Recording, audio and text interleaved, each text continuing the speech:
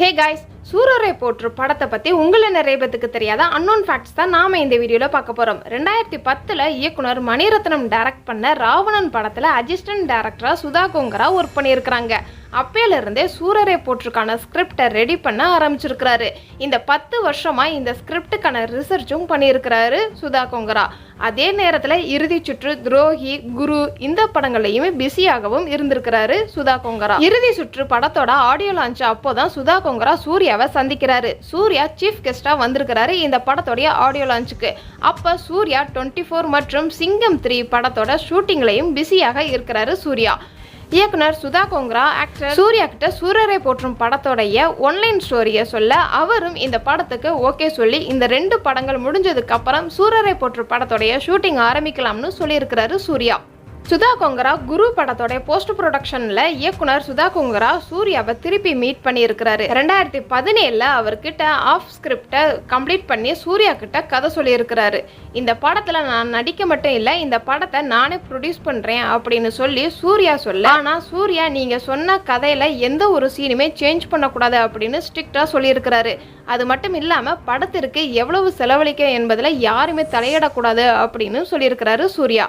Budget அதிகமாக இருந்ததுனால சிக்கா entertainment பாதகையின் கீழ் படத்திற்கு கணிசமான நிதியளிப்பதற்காக தயாரிப்பாளர் குனித் மோங்காவே சூர்யா போய் மீட் பண்ணியிருக்கிறாரு. அவருக்கு இந்த கதை பிடிச்சி போய் இந்த படத்துக்கு இன்னொரு ப்ரொடியூசராகவும் வந்திருக்கிறாரு. ஒரு வழியா பேச்சுவார்த்தை முடிஞ்சு 2018 சூர்யா 38 என்ற தற்காலிக தலைப்புடன் இந்த படத்தை அனௌன்ஸ்மெண்ட் பண்ணியிருக்கிறாங்க. 2018 நவம்பர் மாதத்திற்கு மேல ஜிவி பிரகாஷ் இந்த படத்தோடைய இசையமைப்பாளர்னு அறிவிப்பும் வந்திருக்குது. இந்த படம் கோபிநாத்தின் வாழ்க்கை வரலாறு அல்ல என்பதை சுதா கோங்கரா உறுதிப்படுத்தியிருக்கிறாரு. ஆனா அவரது வாழ்க்கையில சில நிகழ்வுகள் மட்டுமே இன்ஸ்பயர் ஆகி படத்துல நடந்த நிஜ வாழ்க்கை நிகழ்வுகளுக்கு ஏற்றவாறு திரைக்கதை மற்றும் திரைக்கதையில் மாற்றங்களையும் செஞ்சிருக்கிறாரு இந்த படத்துடைய இயக்குனர். 13 ஏப்ரல் 2019 அன்று போஸ்டர் வெளியீட்டுடன் சூரரை போற்று என்று தலைப்பும் வெளியிடப்பட்டது. மதுரையை சேர்ந்த லட்சிய மனிதராக கருதப்படும் நெடுமாறன் ராஜாங்கம் மாறா என்ற ரோல்ல சூர்யா நடிச்சிருக்கிறாரு இந்த படத்துல. இந்த படத்துடைய அசிஸ்டன்ட் டைரக்டர் மதுரை பாஷையில சூர்யாவை பேச வைக்க ஒரு சில முயற்சிகளும் பண்ணியிருக்கிறாங்க ஸ்கிரிப்ட்ல. இந்த படத்துல மொத்தம் 96 கதாபாத்திரங்களுக்கு மேல் இந்த படத்துல நடிச்சிருக்கிறாங்க. அபர்ணா பாலமுரளி ஹீரோயினாக கமிட் ஆகி முதல் முறையாக சூர்யாவுடன் ஜோடி சேர்ந்திருக்கிறாங்க. அவரது கதாபாத்திரம் கோபிநாத்தோடைய மனைவி பார்கவி மாதிரியாக ரிஃப்ளெக்டாக வந்திருக்கு. அபர்ணா இந்த படத்திற்காக மதுரை ஸ்லாங்கை கத்திருக்கிறாங்க. தெலுங்கு நடிகர் மோகன் பாபு பக்தவத்சலம் நாயுடு என்ற மூத்த அதிகாரியாக நடிக்க கமிட் ஆகியிருக்கிறாரு. அவர் நடிக்கும் போது உடனடியாக அந்த பாத்திரத்தை ஏற்று தனது சொந்த குரல்ல டப்பிங் செஞ்சு கொடுத்துருக்காங்க. இந்த படத்துல அர்ஜுனுடைய மகன் இளன் மற்றும் மகள் இயல் 2 பேருடைய நடிப்பும் அறிமுகமானது. உடுமலை கலாம் என்ற பிரபலமானவர் இந்த படத்துல கலாம் கதாபாத்திரத்துல நடிச்சிருக்கிறாரு. அவருக்கு நவீன் டப்பிங் கொடுத்திருக்கிறாரு. இருந்தாலும் திரைப்படம் வெளியாவதற்கு முன்னாடி சில மாதங்களுக்கு முன்பு அவர் ஜூலை 2020 இறந்திருக்கிறாரு. ஆக்டர் மாதவன் இந்த படத்திற்கு ஒரு சில ஸ்கிரிப்டுகளை நரேட் பண்ணி கொடுத்திருக்கிறாரு. இந்த படத்துல கார்ல பொருத்தப்பட்ட பல கேமராக்கள் உதவியுடன் ஆக்ஷன் சீன் ஷூட் பண்ணியிருக்கிறாங்க. இந்த காட்சியை ஹாலிவுட் ஸ்டன்ட்மேன் கிரேக் பாவல் ஒர்க் பண்ணியிருக்கிறாரு. ஒரு விமானத்தின் உட்புறம் மற்றும் வெளிப்புறம் போன்ற பிரத்யேகமாக கட்டப்பட்ட செட்டை பயன்படுத்தி காட்சிகள் எடுத்திருக்கிறாங்க கலை இயக்குனர் ஜாக்கி.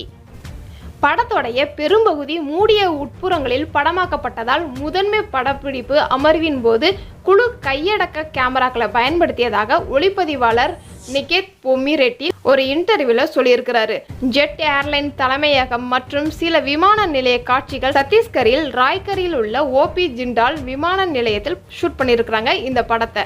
இந்த படத்துடைய ஷூட்டிங் சண்டிகர், சத்தீஸ்கர், ஹைதராபாத், சென்னை, மதுரை என்ற பல இடங்கள்ல இந்த படத்தை ஷூட் பண்ணியிருக்கிறாங்க. 2003ஆம் ஆண்டு பிதாமகன் படத்திற்கு பிறகு சூர்யா ஷூட்டிங்காக மதுரைக்கு போயிருக்கிறாரு. அங்க 800 ஃபேன்ஸுக்கு மேல மீட் பண்ணியிருக்கிறாரு சூர்யா.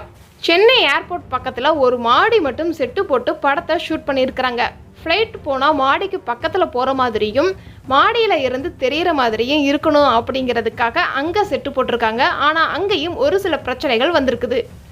சூர்யா இந்த படத்தோடைய ஷூட்டிங் முடிஞ்சதுக்கு அப்புறம் படத்தோடைய டீமுக்கு ஒரு சில பேருக்கு தங்க நாணயங்கள் கொடுத்திருக்கிறாராமா. படக்குழுவினர் ஒரு உண்மையான விமானத்தை வாடகைக்கு எடுக்க வேண்டியிருந்தது. அதுல படப்பிடிப்பிற்காக ஒரு விமானத்தை வாடகைக்கு எடுக்க தயாரிப்பாளர்கள் ஒரு நாளைக்கு 4.7 மில்லியனுக்கு மேல செலவு பண்ணியிருக்கிறாங்க. முழு படமும் 60 வேலை நாட்கள் நடந்துச்சாம். இந்த படத்துக்கு யூ சர்டிஃபிகேட் கொடுத்துருக்குறாங்க, எந்த ஒரு கட் சீனும் இல்லாமல். இந்த படத்தை 153 மினிட்ஸுக்கு படத்தை சென்சார் போர்டுக்கு அனுப்பியிருக்கிறாங்க. அவங்க ஒரு சில கரெக்ஷன் சொல்லி 149 மினிட்ஸுக்கு இந்த படம் வெளியாயிருக்குது. அதுக்கப்புறம் இந்த படம் OTTல வெளியாயிருக்குது. டெலிட்டட் சீன்ஸை 19 பிப்ரவரி 2021 ப்ரொடக்ஷன் ஹவுஸ் யூடியூப்ல அப்லோட் பண்ணியிருக்கிறாங்க. இந்த படத்துடைய சேட்டலைட் உரிமையை சன் நெட்வொர்க்கு வாங்கியிருக்குது. இந்த வீடியோ உங்களுக்கு பிடிச்சிருந்துச்சுன்னா லைக் அண்ட் ஷேர் பண்ணுங்கள். இந்த மாதிரி மூவியோட அன்னோன் ஃபேக்ட்ஸ் நீங்கள் இன்னும் தெரிஞ்சுக்கணும் அப்படின்னா நம்மளோட சேனலை சப்ஸ்கிரைப் பண்ணி அதுக்கு பக்கத்தில் இருக்கிற பெல் ஐக்கானை கிளிக் பண்ணுங்கள். டாடா பாய்.